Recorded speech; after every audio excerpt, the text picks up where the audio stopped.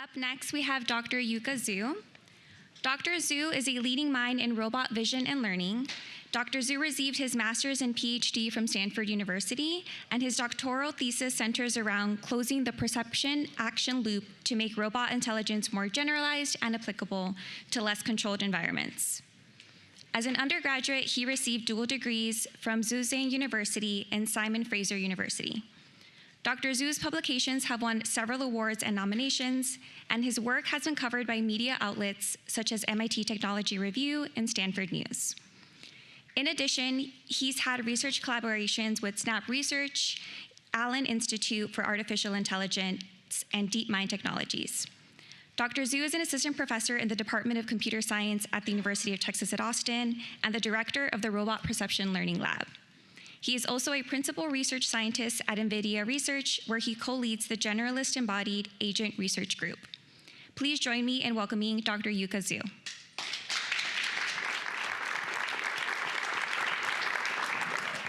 That works. Perfect. All right. So as the title suggested, I'm going to talk about the methodology and principles we focus on building general-purpose robot autonomy. I'm going to approach this from a research perspective, not talking about like a business viability. As Ross said, like this is like really a fascinating dream that has been really kind of inspire engineer and researcher for decades, right? So, but also in the meantime, this is a huge technical undertaking, right? So my research specifically focused on developing data-driven methods of perception and decision-making to enable robots and to deploy in the real world and to tackle really the holy grail challenge. And also I'm going to work on a little bit like algorithmic foundations as well as like building practical system, right? So with that recent advancement of robotic hardware and AI algorithm, I think we're getting closer and closer to that goal. But of course, like there are so much to do to explore in terms of solving open problems. So I guess just to start by introducing my lab a bit. So here I direct the Robot Perception and Learning Lab. My lab have a group of researcher students, and they currently 8 PhDs and 1 postdoc and a bunch of master undergrad students with very diverse background and research focuses. So we collectively work on 2 kind of research topics. One is like general purpose robotics, and the second is embodied agent. So we go from like the algorithmic foundations of perception and decision making all the way to kind of developing AI-powered real robot systems. So and the overarching goal of my research focus on building general purpose robot autonomy in the wild. So kind of my lab collectively take really a half stack approach to robotics. If you think about robotics, it's really a vertical integration, right? So that's what makes robotics hard, because it's such an interdisciplinary field where that we need to work on the high-level cognition as well as like the low-level control. So my current research focus can be conveniently summarized by these 4 loops, right? So the first is the perception action loop. So this is kind of my natural continuation of my PhD thesis. So if you search my thesis, it's called Closing the Perception Action Loop. So I study the visual learning in a more kind of embodied and situated domain, because like robots are embodied agents. At the end of the day, they need to deploy and interact with the physical world and understand and make sense of the world using their onboard sensors. So the kind of 2 key questions I try to answer here is, one is like how to do visual representation learning from kind of and learn the actionable representation from the embodied interactions in the physical world. The second is like what I call like 1 + 1 > 2. That means that if we can tackle the perception and the action problem as a whole, can we make the computational problem of building robot autonomy easier rather than kind of treating that as 2 separate problems? The second is the simulation to reality loop. So like as you might probably know, like some modern deep learning data-driven methods are incredibly data hungry, but real robot data are expensive to get, right? So my research extensively looking to using simulations as a tool to generate training data for model prototyping and also for systematic benchmarking, right? So I kind of developed a scalable method for real to sim. That means like, so how do we kind of use real world observations and real world data to create simulation environment that faithfully reflects like the real world statistics. Also like sim to real. That means like, so if we train a model and validate the model in simulation, how do we that kind of inform the real world deployment and transfer knowledge from simulation to reality? The third is the human-robot interaction loop. And at the day, if you want to build general-purpose robot, the goal is to deploy them in the human world, right? So inevitably, you need to interact with human and collaborate with human, not deprive from their agency, as Rob just mentioned. So for that, like, so we kind of consider the close interactions between humans and the robots. I developed method and algorithm both for the robot to personalize and adapt to the human's individual needs and preference, as well as like the other way around, building interfaces for non-expert, everyday people to kind of communicate and collaborate with advanced robotic system. The last one is a AI hardware co-design loop. So robotics is not just a computer science problem. That's what make Texas Robotics nice, because we got to kind of collaborate with robotics faculty and the students across campus, right? So from different departments. So I'm a computer scientist by training, but I kind of collaborating with many colleagues here, like from different engineering disciplines to design robotic sensors and the hardware, right? So for that, like through the kind of AI hardware co-design, we can kind of collectively explore a larger solution space than only the computational methods. So that kind of allows us to jointly optimize like the AI algorithm and also the hardware design. So all four kind of threads and connect together, right? So towards the end goal of building general purpose robot autonomy. So when it comes to building the computational architecture of autonomy, I think we draw a lot of insights from like the engineering disciplines of compositionality and abstraction, as well as inspiration from like say neuroscience and cognitive science, right? So this idea is already very popularized by the book and by Daniel Kahneman called like Thinking Fast and Slow, where he talked about this dual system architecture, thinking system in human mind, right? So on the one side is you get like a system one that's like a fast and reactive, unconscious thinking. In robotics, you can think about that as like a closed loop sensor motor interactions with the world and in the here and now. And then you got system two that is like the slow brain that does more conscious effort for thinking, right? And like in robotics, you can imagine that correspond to the kind of like high level reasoning and the planning. So a lot of my research goes into think about like, so how do you build this kind of a compositional stack that integrate this kind of two modes of thinking together in a more coherent learning framework? As like the modern approach, I was more and more relying on kind of data-driven techniques like neural networks, and naturally, so the model size gets bigger, it gets more expressive, and also correspondingly, they get more data hungry, right? So I think that now we see a lot of like success in large language models and the vision language models in the virtual space, but not so much in robotics. I think one of the bottleneck is they are data hungry, right? So because so we need a lot of data to train this model, but where are the data from? So about 2 years ago, I introduced this notion called data pyramid. So back then, it was a very pragmatic approach. We were just kind of looking around, see what are the data available to train our robot model. And I kind of organized that by size in a pyramid, right? So the bottom level is web data. So these are things we get online, like YouTube videos and Wikipedia pages. So the unstructured multi-model, but human-centered. So there's a lot of them, right? So actually, human world generates zettabytes of web data per day, right? So, and that's kind of millions of terabytes of data that we can use.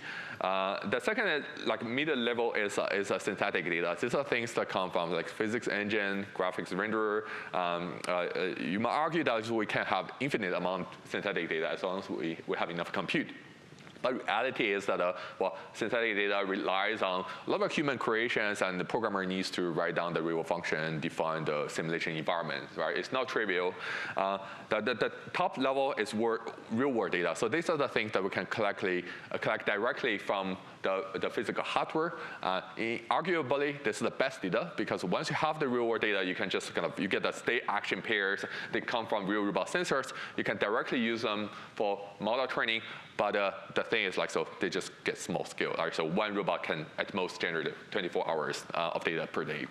So given that kind of complementary nature of these different data sources, so I argue that we should just leverage all of them, right? So because they have their complementary strengths and weakness. So the bottom level web data, and we have seen an explosion of this kind of large foundation models and vision language model that are really good at deal with the open world perception, right? So, and this model they have shown amazing capability on consuming kind of internet scale text and visual data for training, and also brings about like open world concepts in the real world jointly. And we have been developing our own vision language model, try to extend the kind of context length of those models to handle video and to perform better video reasoning. And we've been also using these models as a system 2 components of our compositional stack. So one kind of concrete example of using vision language model is our recent work called Bumble, where kind of we used the vision language model to build a coherent framework and integrate open world visual perception and a wide range of gross to motor skills, and also dual layer memory system. So here, the vision language model serves as the central operating system that kind of coordinates this different component through API calls. So it's still a very modular and a compositional architecture. So it used the chain of thought reasoning to break down a very complex task into subtasks so that you can do divide and conquer, and then determine what's the skill to execute at a particular situation. And with this, we can build a system that allows us to deploy on this mobile manipulator in a building-wise environment that you can call elevators and go up and down. You can traverse to different rooms and retrieve objects and then deliver to the targeted locations. Okay. So that's how we use the bottom of the data pyramid, right? So and now let's jump to the top, right? So the top these are things like we collected on the hardware. So typically the fashionable approach these days is teleoperation, that you just use some kind of a VR device to remotely control the robot to collect data, and we've been developing a variety of teleoperation hardwares and for our a variety of robotic systems, and this showing Apple Vision Pro that we kind of does hand tracking in real time using this online SLAM capability, and then kind of like a transform that kind of human hand motion to the robotic hands and in real time for collecting real robot data.